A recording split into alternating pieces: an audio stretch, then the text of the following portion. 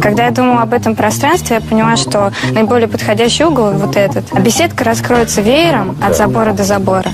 Часто при закладывании фундамента загородных построек приходится проводить ряд подготовительных работ. Выкапывать ямы, выравнивать поверхности. Мы пошли другим путем и решили установить фундамент на винтовых сваях. Такому фундаменту даже гидроизоляция не нужна. Обрезаем каждую сваю по уровню и привариваем металлические оголовки.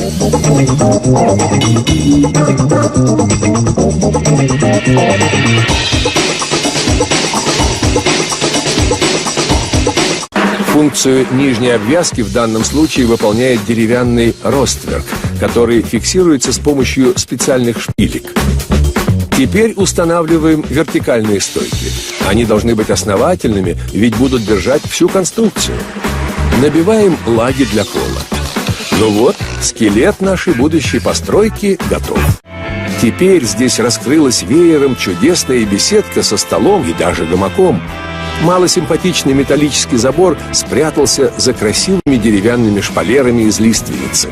Но, несмотря на всю перестройку, свободного места осталось много, ведь самое главное – грамотно распорядиться пространством.